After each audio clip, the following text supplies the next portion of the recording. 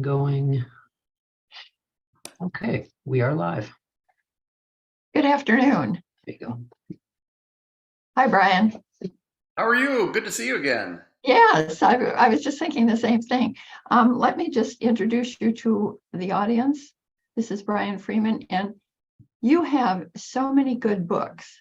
I went through and actually counted them. I can't remember what it was now, and your newest book, The Zero Night. I think the Zero Night is number 25 for me, so that's a pretty big milestone. I'm pretty thrilled about that. But it is the 11th in the series, is that not right? Yes, in the Jonathan Stride series. Yeah, my 25th overall. Yeah. Well, you've got quite a work schedule here. It looked to me like you had 4 books out in this year, 2022. Is that right? Yeah, believe it or not, that is absolutely true. It has been quite the year. The follow-up novel to my Edgar Award finalist, The Deep Deep Snow, which was the Ursulina, one of my all-time favorite novels of everything I've done. The Ursulina came out, I think it was February 1st. And then we had a busy summer with my third Jason Bourne novel, The Bourne Sacrifice, came out in July. And then just, I think, about 2 or 3 weeks after that, I had a fun Michael Crichton-esque standalone called I Remember You that came out. And now here we are in November, which seems appropriate that Jonathan Stride is back in the snow and cold of Duluth. So. Yes, if you remember, I lived in Duluth for about 10 years. Yes. One of the things that I see consistently over your books is the strong sense of place and the characterizations. And when I was thinking about the sense of place when I was reading The Zero Night, I thought, yeah, it really is like that. And then I thought, yeah, but I lived in Duluth, so of course it would resonate with me. Well, that's the thing. The sense of place, I think, is so important for thrillers. I think it just the place really enriches the drama of what's going on in the pages. And I always want to give readers kind of a you are there feel, as if you've been dropped down into every chapter and you can hear it and touch it and taste it and smell it and feel it happening all around you. And Duluth is so perfect for that. I mean, it's big enough that you can imagine some dark things happening there, but small enough that you always feel like you're kind of bumping into your past around every corner. And that's certainly the Stride stories. When you see my books, I think all of my books, but the Stride novels in particular, I don't like my characters to be trapped inside. So I end up setting a lot of scenes outdoors. And so, I'm able to take advantage of both the natural beauty in Duluth and the setting right on Lake Superior, and also some of those isolated, creepy locales that you find out in the woods as well. Well, evidently it's done very well. I think it's the I Remember You is that Kirkus gave you a starred review on that. They did, yeah. They loved that book. I was thrilled with the Kirkus review on that. So. And I also read on. I'm sorry, I'm jumping around, I guess here, but The Zero Night. One reviewer was saying that it was absolutely the best one of your Stride series, and the audience should not miss it. Yeah, and I love to hear that. I mean, that's when you're in a long running series. I mean, here we are, 11 books into the Stride series. I always it means a great deal to me when I have readers saying, "Boy, this is the best book yet," because you want that energy to keep going with the characters, and you want to keep throwing twists and turns at the reader. And I'm always conscious of the fact that when you're trying to get new readers into a long-running series, you want to write the book very carefully so that they can really dive in anywhere. They're still going to get a full, rich experience of the characters, even if they're new to them. And yet, at the same time, you're balancing out that you don't want existing series readers saying, "Oh yeah, I know all that about the characters. Move on." So I love hearing from folks who say, "Yeah, they were new to Stride. They felt like they could dive right in," and then Stride readers saying, "Oh, this is the best one yet." That always makes me feel great. I think that's a good point to make. I had a coworker once who believed you absolutely had to start with the first one. there was just no other way to read it. Me, if I pick up a book that looks good, I read it. And so that's one of the things I like about yours. You don't necessarily have to read them in order.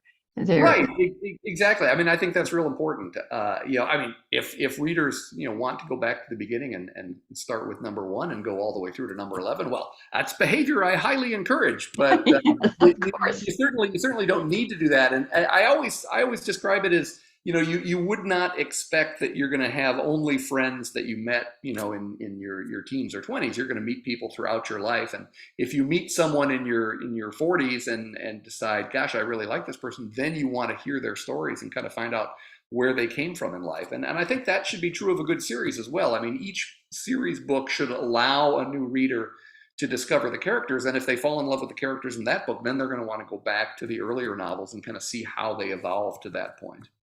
Yeah, yeah. In the book, The Zero Night, Jonathan Stride is struggling with, well, it's been about a year, I think, since he was wounded, but does he want to go back to the job or not? And Yeah, then you have, I'm sorry. yeah, no, yeah, go ahead. Yeah. Okay, and then you have Serena, his wife, who is struggling with the death of her abusive mother. And I thought it was interesting in that they were so helpless in resolving their own problem in the beginning that they couldn't help each other resolve the problems. And that by no means wasn't the aim of the book, I don't believe, but it was an interesting take because it follows it through all the way to the end. You refer to it from time to time and where they are. Yeah, well, and I think that is part of keeping a series fresh. I mean, I remember doing an event with Tom Colgan of Putnam, who was my editor on the Jason Bourne series, and we were talking about series books, and I said, I don't think series books ever die because of plot. They die because the characters start getting stale. And so I think the key for a long running series is to make sure the characters stay fresh and they're constantly changing and evolving and keeping the reader engaged. I think if the hero never changes and all the hero does is simply have a new plot each time, I think the reader is going to get tired of that pretty quickly. So when I'm looking at a new series book, like a new Stride novel, the first thing I think about is not the plot. The first thing I think about is, where are the characters in their lives? What challenges are they facing? What are the emotional issues they're struggling to overcome? So then once I kind of have an understanding of where the characters are, then I start thinking about a mystery that will dovetail with where the characters are and will sort of force them to face and deal with the issues that are in their lives, and that's how it all fits together. And so when I was thinking about The Zero Night, obviously with Jonathan Stride, in my last book, Funeral for a Friend, without exposing any of the climactic details of Funeral for a Friend, Stride had a very bad night toward the end of Funeral for a Friend, and ended up on leave from the force for more than a year. So I knew that was something that we were going to deal with in The Zero Night. Is can Stride sort of summon just both the physical and the emotional energy to dive back into the darkness of his job, and so that he was going to be wrestling with where he was in life. And I think the interesting thing about a series like Stride is you've got Stride as a character getting older. And of course, Stride's pulled off a pretty good trick over the years. I mean, when I first wrote my very first Stride book, Immoral, all the way back in the early 2000s, Stride was quite a bit older than me. And now here we are almost 20 years later, and I'm quite a bit older than Stride. So it's a pretty neat trick that he's pulled off. But at the same time, I think it also means that Stride may be facing sort of dramatic things associated with getting older, but I think the hero also ends up speaking to the challenges that all readers face as they're getting older as well, and thinking about kind of where they are in life and what are their next steps in life, and so that's very much where Stride is in The Zero Night. I mean, he's kind of wrestling with those next stages of his life. And then I was thinking about Stride's wife, Serena, also a detective on the police force in Duluth, and feeling that Serena came out of an abusive background. She's been sober as an alcoholic for years and years. And as I thought about her situation in life, I felt that whenever Serena'S mother passed away, that was going to really knock her for a loop, and it was going to force her to confront unresolved issues in her life that she's been kind of pushing down in her heart for years and years. And so that's ultimately really the essence of the Zero Night is that struggle that Serena faces in the midst of this. And that's really where the title comes from, because for all these years that Serena has been sober, every night when she goes to bed, her mind sort of mentally tacks on one additional number to the number of nights that she's been sober, which I think it was like 6,607 was the number she was at the beginning of the book. And of course, that's the question of the novel is can Serena get past this, or does the number click back to zero, and does she face the zero night where she falls off the wagon? And so those are the complexities that I wanted the characters dealing with, and so I developed a mystery that would bring all those issues out of both Stride and Serena, and it puts a test not only on them individually, but on their marriage as well. And I don't think that would come as a surprise to any readers who have dealt with struggles in their own life, and then who have also watched the evolution of Stride and Serena's relationship over 11 books, and in realizing that as much as they love each other and as happy as they are, they certainly are not models of great open communication, and they tend to keep things locked away, and they tend not to want to burden the other and share what's going on in their hearts, and that as anyone married knows, that's a recipe for problems. So. Okay, if we could talk a little bit about the plot of the Zero Night, and I'll just be brief. Because the crime is this once well-to-do lawyer, his wife was kidnapped, and he had to ransom her, and thus came in the police case.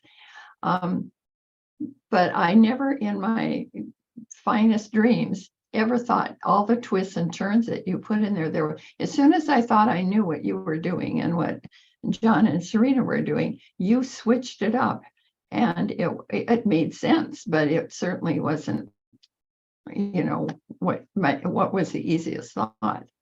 Well, I appreciate that, and that's that's really the fun of a Stride novel is working out all of the twists and turns to try to stay one step ahead of the reader. And I really do love the plot of the Zero Night. Stride refers to it as possibly the most insidious murder conspiracy of his career, and I think that may well be true. But what I always am aiming for in the plot of a Stride novel is that it should, all the twists and turns as you're going through the book should feel incredibly complex, and yet when you get to the end, there should be sort of an elegant simplicity as to why this was all happening.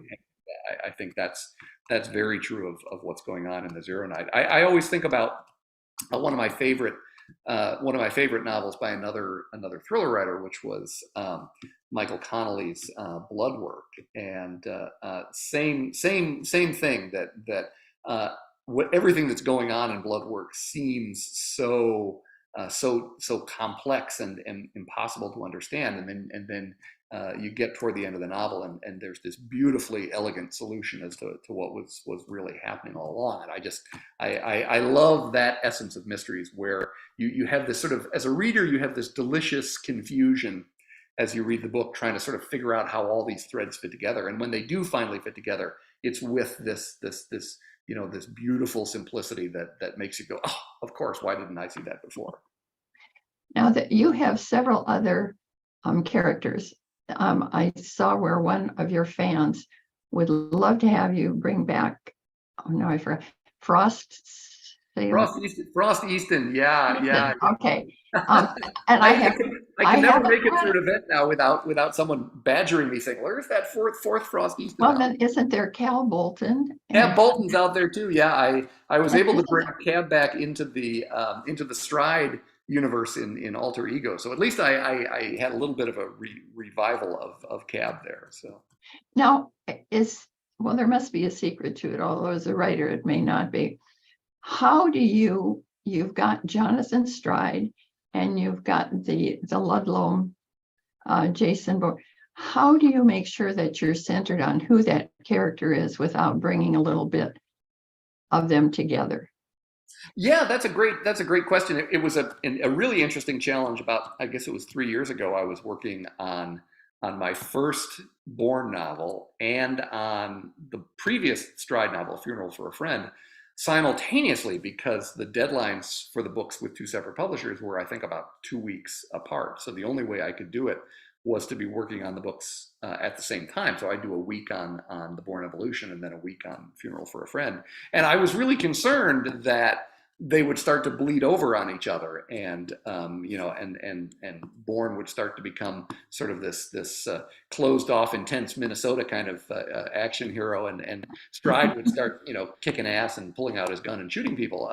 And I think what helped me was, at essence, they are such different characters, and I think as a result, it was easy for me once I'd sort of been able to give up one story to then just immerse myself in the other story, and that's what has really been sort of creatively energizing for me over the last several years, is I've had a chance to tell such a different range of stories and to explore such very different characters. I mean, in one project, I'm writing these sort of intense psychological police mysteries with Stride, and then I put that down and I pick up a much more emotional female first person narrative like the Deep Deep Snow or the Ursulina or I Remember You. And then I put those down and I pick up, a Bourne novel, which is, very, action oriented, very adrenaline focused. And for me as a writer, that's what really keeps it fun for me, because I have a chance to tell such different stories. I wonder if I can ask you a question on the Robert Ludlum moniker, so to speak. Is that something where the publisher approaches you? Do you approach the what are the gymnastics of that? Yeah, yeah. It was probably probably almost 4 years ago at this point. I got a call from my agent, and she told me that Putnam had taken over the Bourne franchise, and they'd done a deal with the estate to do two new Jason Bourne novels, and they were looking for a new writer to come in and take over the franchise and write Bourne. And she was asking, was I interested in tossing my hat into the ring? And I've been a Robert Ludlum fan my whole life. He was one of my favorite authors growing up. I can still remember reading The Bourne Identity when I was all of 17 years old. And I got to tell you, if somebody had told me, back then when I was a teenager, that 40 years later,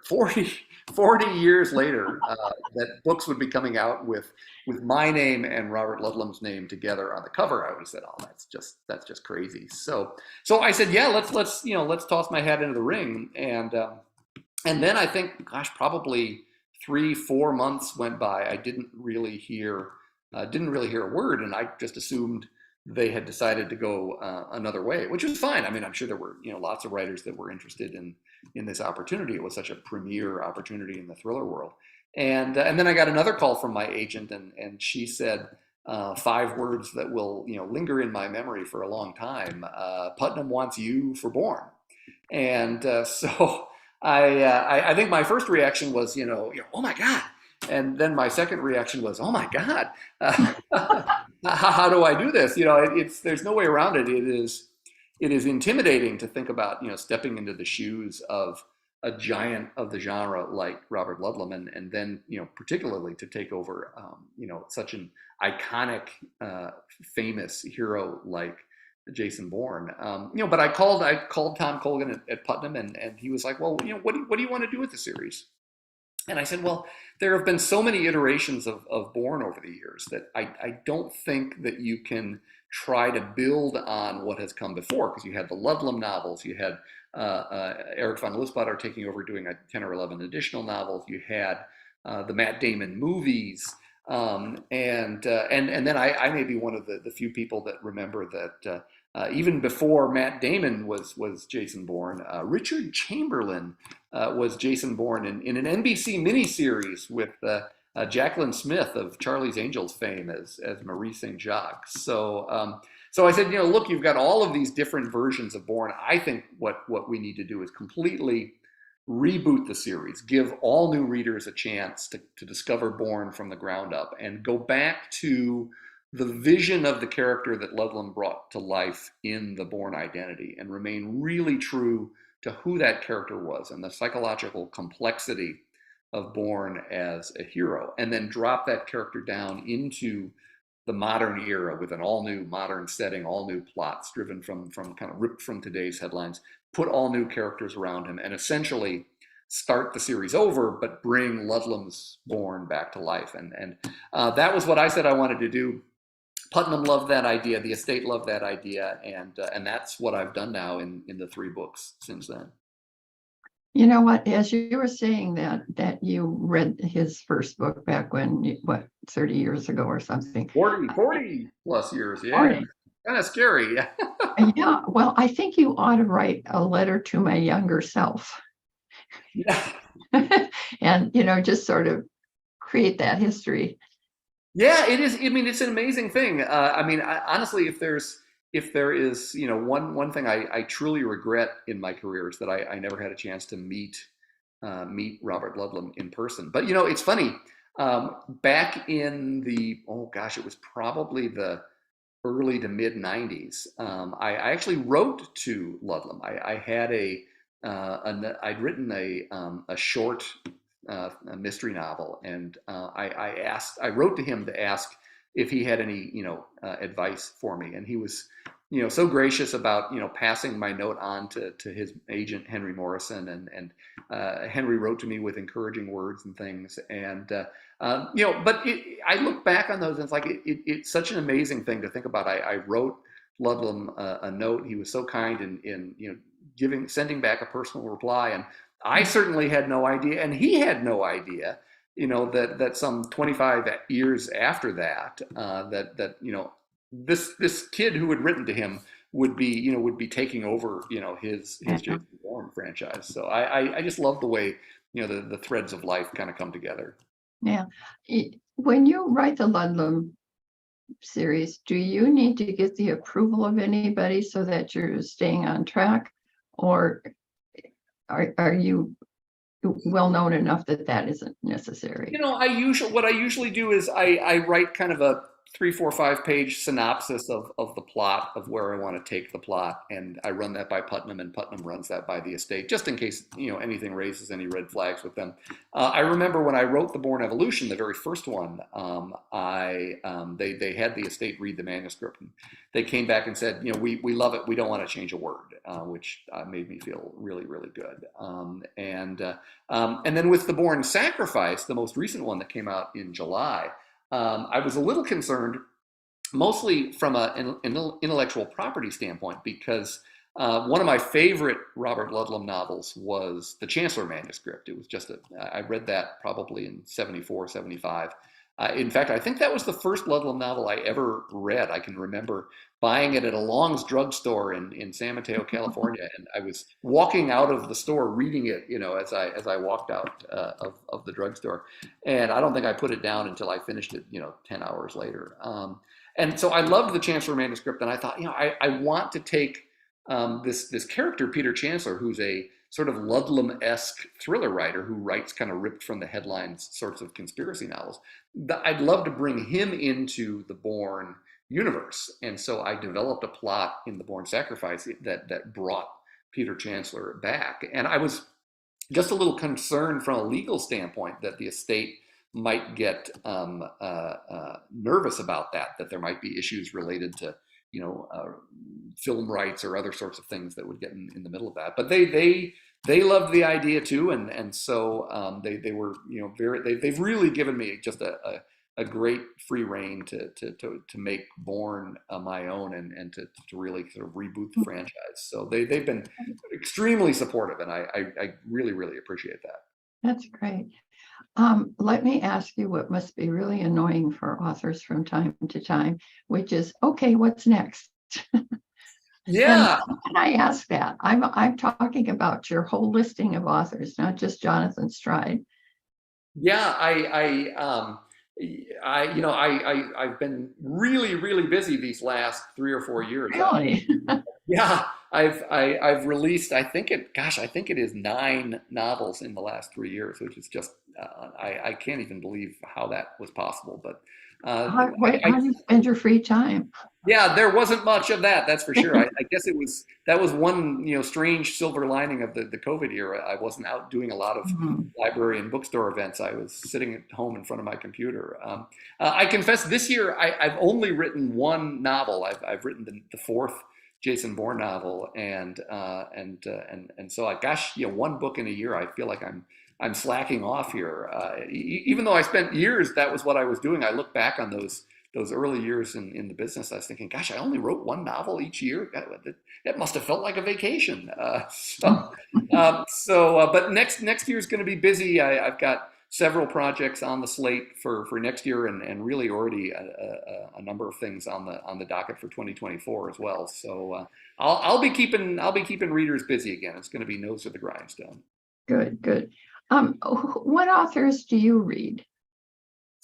Yeah, it's funny. I was such a big fan of mysteries and thrillers for so many years as a reader myself. But when you write thrillers for a living, it's kind of hard to read other people's suspense in quite the same way. When you write suspense all day long, curling up with someone else's suspense novel at the end of the day, it kind of starts to feel like work. You look at it as more market research than entertainment. It's like, oh yeah, I like that. I think I would have done that differently. Oh, I see where he's going with that. So I end up reading actually a lot of nonfiction and history and biography. I have kind of eclectic tastes at this point.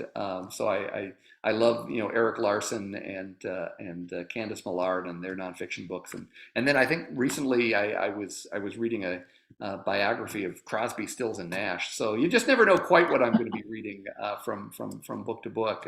But I love to sample what authors are doing, and I always love finding little gems. Buddy of mine is a great mystery writer. He's a screenwriter out in L.A. And named Scott Shepard, and Scott has a couple books in the Austin Grant series out now, and in his latest Should I Fall, just thoroughly enjoyable, entertaining books. So that when I do occasionally have the chance to dip back into the genre, I always like finding those little jewels. I excuse me, just recently, you notice a trend in books. There's a whole bunch of domestic violence, and then there's a bunch of kidnappings, and right now, and I don't know, I could be wrong here, I'm seeing creeping in older detectives and almost more comedic. Yeah, well, and there's kind of I don't know. I think I confess, for me, usually when I see where the market is going, when the market zigs, I kind of zag, and so I tend to sort of if I see the plot lines of mysteries going in one direction, I sort of run away and go the other way. But yeah, I've seen that too. I mean, I think we've had domestic thrillers going on for several years now, and I'm wondering, I mean, how many evil mothers and fathers and daughters and husbands we can find before we start thinking about some different ways to go. But yeah, older detectives. I think I'm wondering if there's been sort of a renaissance in the wake of COVID for a little bit of the comforting mystery. The Agatha Christie is kind of having a big boom here again, and you've got detectives who are a little less hard edged. coming through. And I wonder, is that sort of people looking for sort of the mystery more as a comforting puzzle as opposed to sort of Hmm. the darker aspects of it after, after what we've been through with the pandemic. So Yeah, there's an author, I think it's Richard Osman. He's got the yes, 30 Thursday Murder Club, and his third book just came out, and yeah, that's exactly who I was thinking of. Yeah. yeah. So that's quite a trend. Have you ever thought about writing something outside of a mystery or a thriller? Yeah, absolutely. I actually did that several years ago. I actually wrote a couple they were sort of almost what they would have called chick lit. It was sort of romantic, Okay. romantic comedy in some way. I wrote a book called The Agency. I co-authored it with my agent in London at the time. And so came out as The Agency by Ali O'Brien, and then I did a follow-up novel called West 57 that I published under the name B.N. Freeman. And two of my favorite books. I love the books. It was fun doing something so completely different from the thriller genre. And, I just love, different aspects of storytelling. I can easily see myself going forward looking at, historical fiction and other genres that would be interesting. Might be fun to tackle YA at some point because I always love the challenge of going into new types of storytelling and new characters. Are you going to continue with John Stride? You can't very well leave him where you did. I sure hope so. Yeah, it's funny. I think after every Stride novel comes out, I get readers who write to me and say, "Well, oh, is that the last one?" I think that's because I try to end every Stride novel with a degree of emotional closure, so that because I'm always conscious of the passage of time and other kinds of things happening. I kind of call it the hit by a bus factor. It's like I want to be writing lots of books, but I could step off the curb tomorrow and get hit by a bus. If that happened, I really always want to leave Stride and the Stride series with readers in such a way that if that were the last one and I never had an opportunity to write another Stride novel, that readers would be able to see it as sort of a complete creative product, and they could read the entire series and feel like there was a beginning and a middle and an end. But that said, I mean, my goal is certainly to keep writing Stride novels, and I think there's still plenty of room for those characters to grow and change and evolve. And Duluth is certainly just a great fertile ground for suspense locales. So I certainly hope that I'll be writing Stride for years to come. Well, that's good. I'm sure that's good news for your Stride fans. Um, as a bookseller, I've noticed a lot of people come into the store and they've self-published a book and they want to put it in there. And it seems like there's been a lot of more self-publishing going on. Do you see that at all, or what's your sense on that? Yeah, I think that I think when you talk about self-publishing, I think there's kind of the yin and the yang of it. I think it's great that there is a whole new vehicle by which people can put their words out in front of an audience. I mean, I think there's no question about the fact that for years and years, it was very hard to get published. Still is.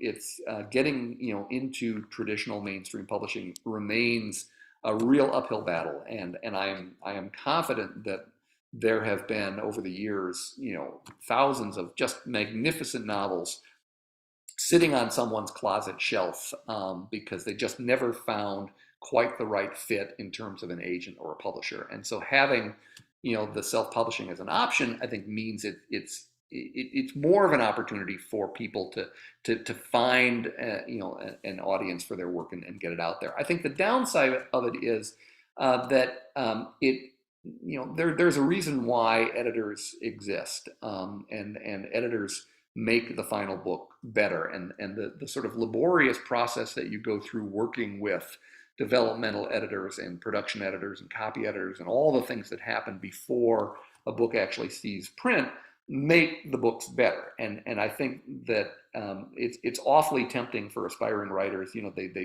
they put the final period on the manuscript, and 10 minutes later they can be, posting the book out on a self-publishing platform. That's a dangerous degree of power, because you really just need to make sure that you have gone through the same degree of scrutiny that you would have with a self-published book that you're doing with something that's going to be coming out through one of the mainstream publishers. And I also think that, and I know this from what I see in my emails and every time there's an Instagram post, that I don't know how much money the average self-published author is making. I'm suspecting it's not particularly much, but an entire closet industry of, I hesitate to say it, but I kind of think of them as grifters of people that are just waiting there to pounce on self-publishing people and claim to have the magic formula for marketing and publishing, and oh, I can help get your book on the New York Times list, and oh, I can help you get reviewed X, Y, and Z. There's a lot of people out there, making money on self-published authors, but my concern is that the self-published author is not necessarily often one of them. So. Yeah, and I think they don't understand the again, the gymnastics of really, it's not just writing the book, there's a whole lot more.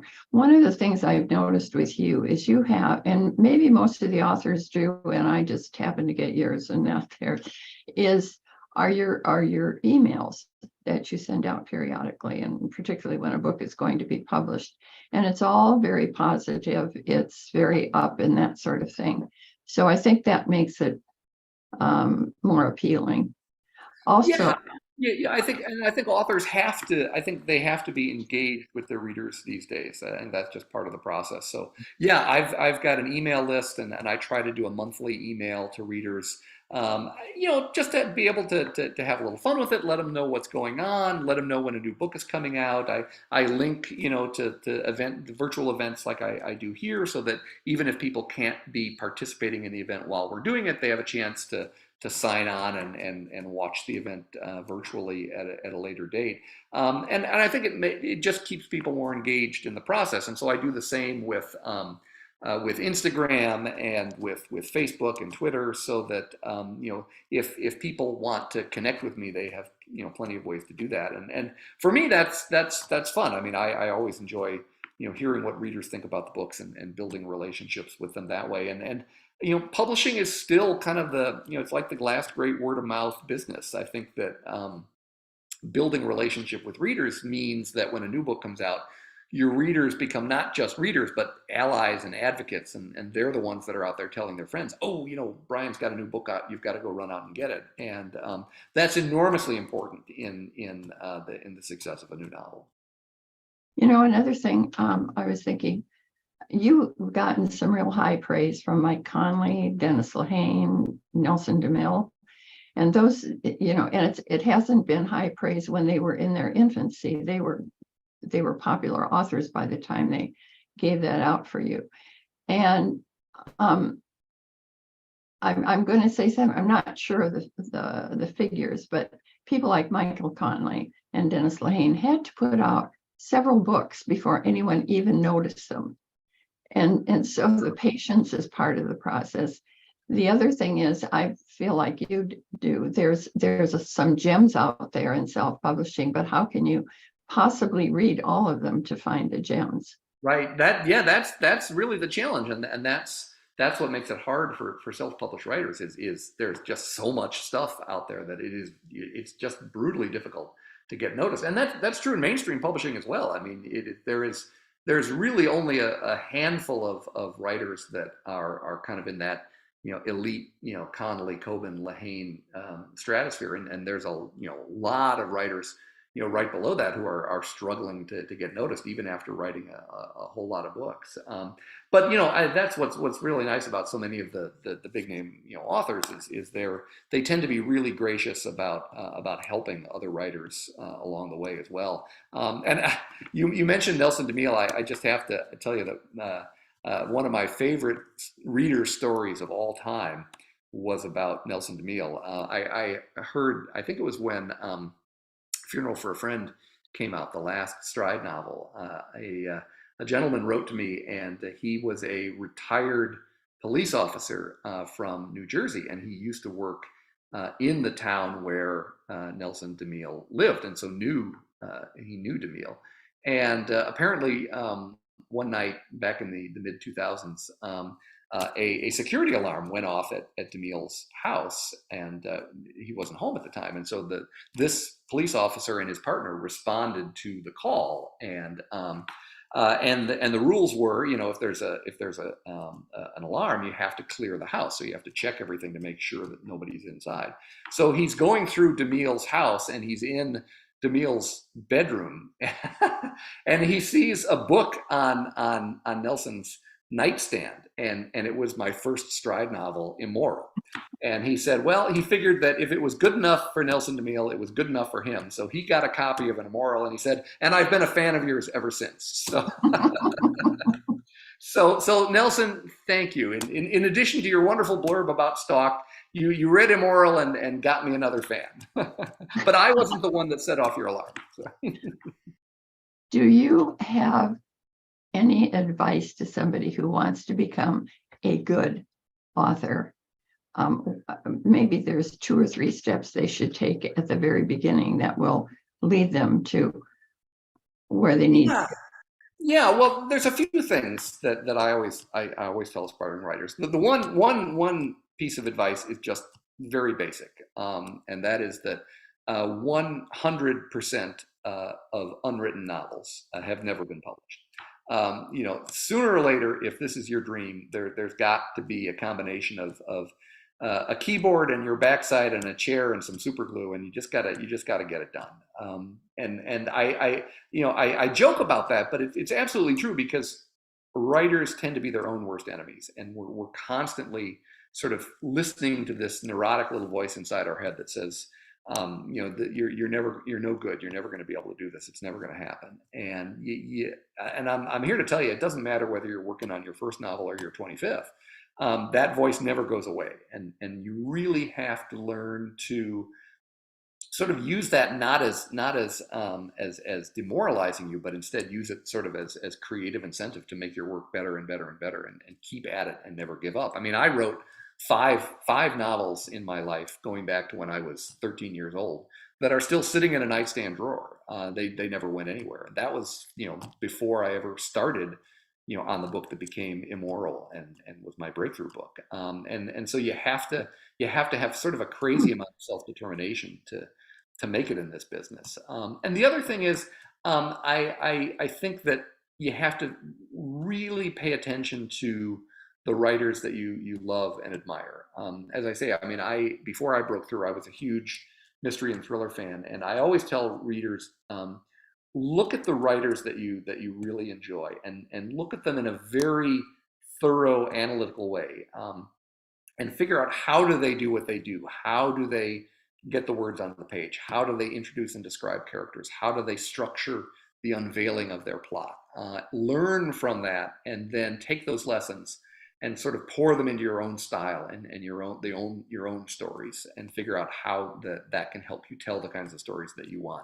And then the other part of it is, publishing, like any other business, is still very relationship driven, and you gotta get to know people, and they can help you, and that's hard, because writers tend to be pretty private, pretty introverted, and it's a struggle to be able to sort of ask for help. But that's part of the business. It's pretty hard to do it from just inside your own office. So.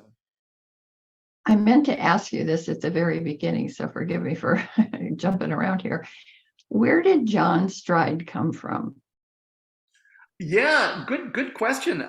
It's interesting because Stride, I think, is a very classic northern Minnesota kind of character. He's known a lot of loss in his life, and he lives in this very bitter climate. But he's like most Minnesotans. He kind of tucks his chin against that North Shore wind and keeps moving on.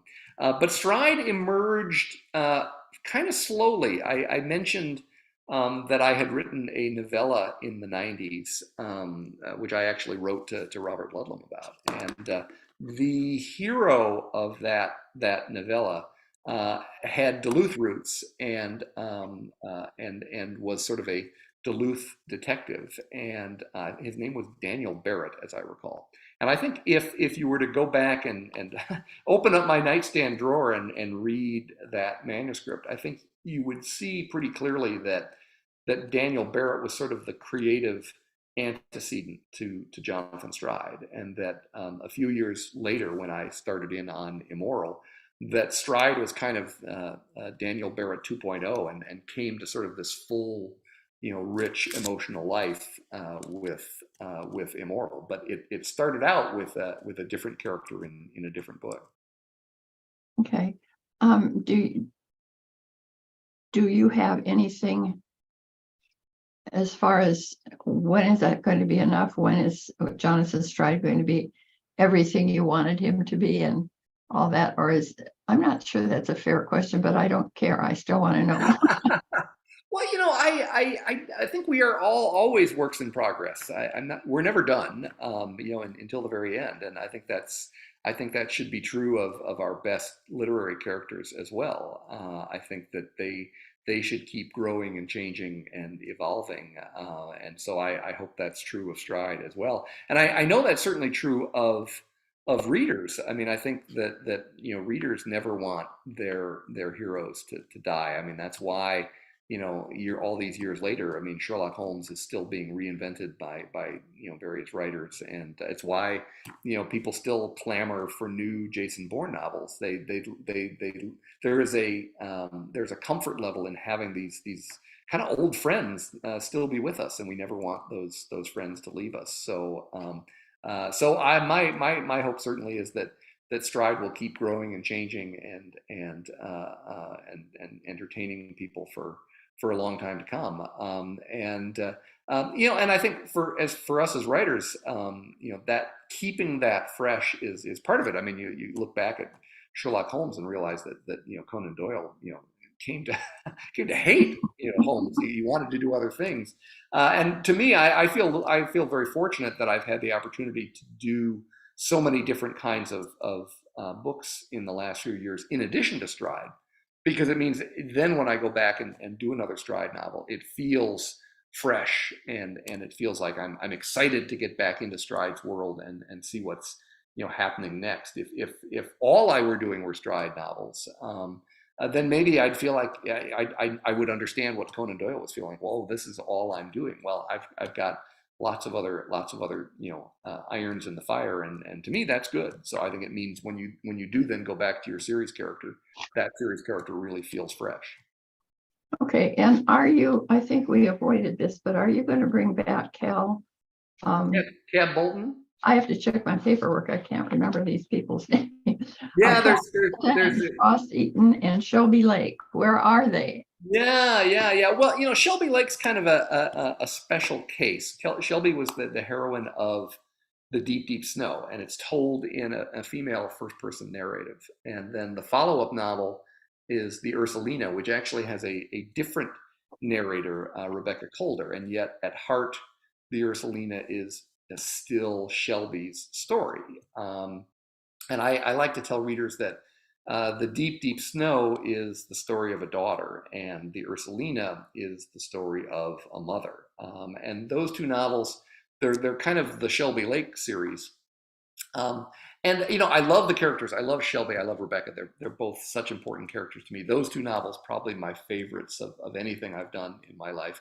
So on one hand, I want to go back and do more with them and meet those characters again. On the other hand, the emotional resolution of The Ursulina has such power, and it closes out the story of those two characters in such an intense emotional way that it almost feels sacrilegious to kind of dive back into their stories. I don't want to feel like I'm sort of adding on just for the sake of adding on, because those two novels fit together so beautifully. So I struggle with that. When it comes to Frost and to Cab, those are both great characters. They're fun to write.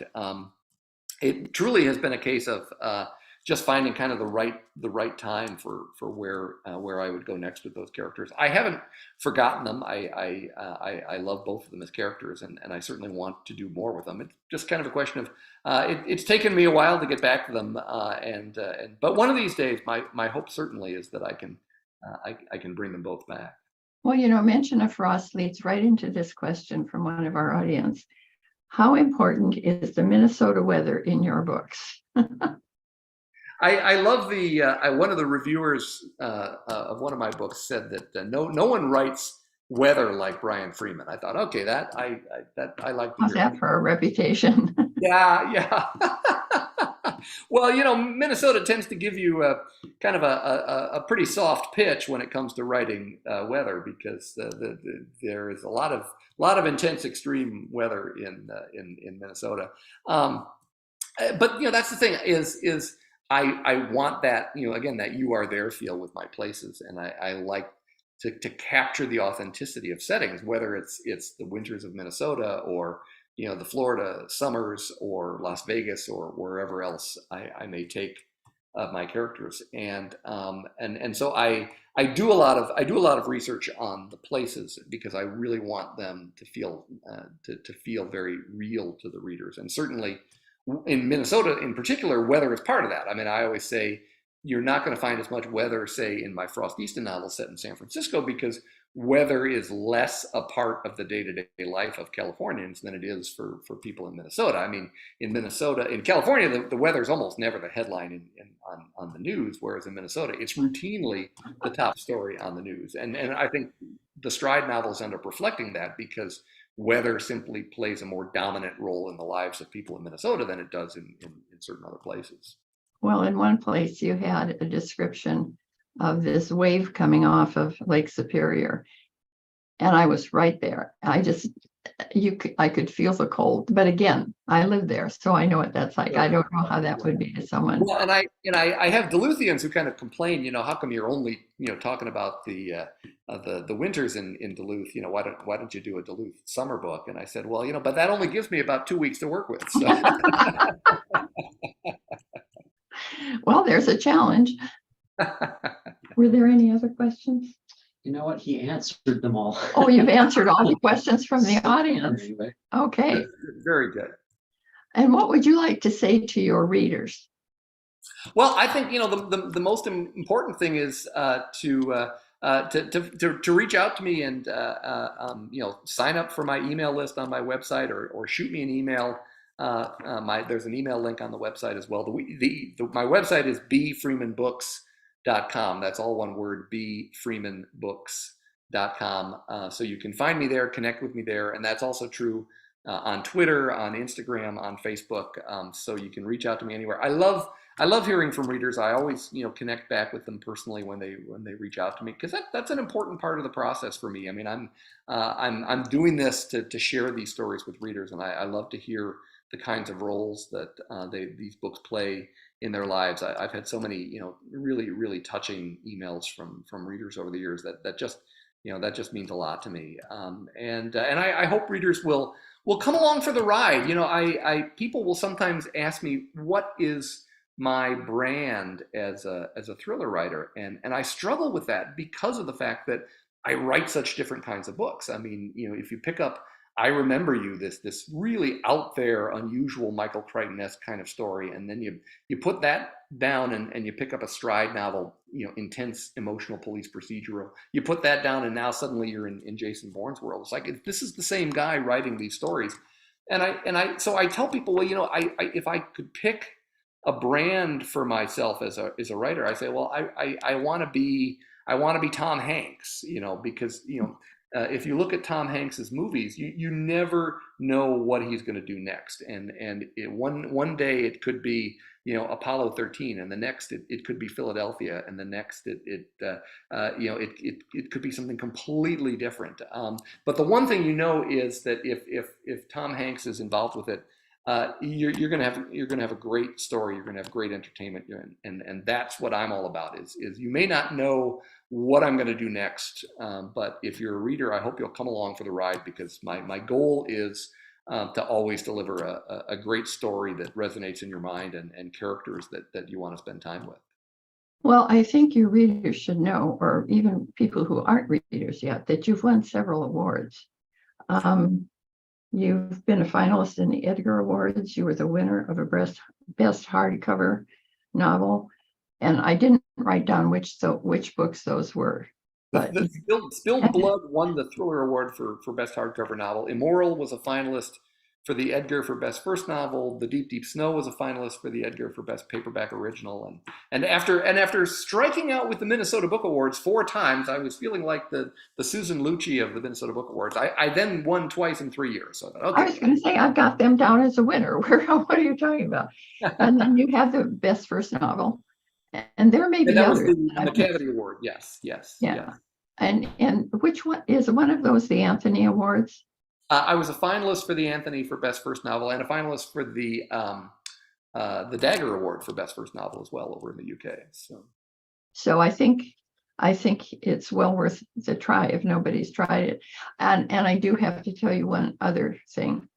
Have you heard of the magazine Deadly Pleasures? Sure. Yeah, absolutely.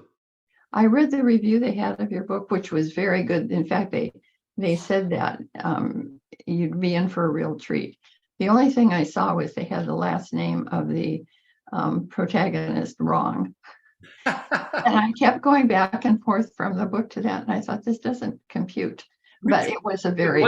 I'm just curious, what did they call him? Baxter. Okay. No, Webster. Oh, Gavin Webster. Yes. Okay. Gotcha. So anyway, it certainly didn't interrupt the review because it was very, very flattering. And as I said, they said, if you haven't read this, and they emphasized how you keep the reader involved. And that's, like I said, with on the Zero Night, just when I thought I had it, I didn't. And it was really a good place to be in some of the hard times we have now. Right. Yeah, that's been one thing. I mean, we've certainly discovered that the power that books have to lift us out of our current circumstances and take us somewhere completely different, and that's essential. I have to assume you enjoy writing. I mean, put out this kind of stuff. It's funny. I don't know which writer it was that said it, but said, I don't necessarily enjoy writing, but I enjoy having written. And I think that's fair because writing is enormously difficult. I mean, it is the hardest thing I've ever done. I'm wired to do it, but it's very emotional. It's very intense. I mean, every morning you get up and you're staring at that blank screen, and so it is. It's a very difficult job. The part of it that I particularly love is the editing side, because then once all the words are on the page, then you have the chance to just kind of tweak and tinker and get everything just right. So, but I love what I'm able to create, but it's certainly hard work. Well, I hope you keep creating it. I hope that you have your continued success. And I look forward to your next Jonathan Stride. I'm going to have to try a couple of those others, so the ones that are a little... Yeah, the Deep Deep Snow and the Ursulina. Don't miss those two. So. Okay. If you say so, hey, if it's your recommendation, I'll take it. All right. Okay. Is there anything else you'd like to say? I don't think so. This has been so much fun. I really, I love always having a chance to do events with Poison Pen. Next time, though, I know we need to do this in person. So. What a great idea. Let's plan on that. Very good. Okay, thanks. Yep, thank you.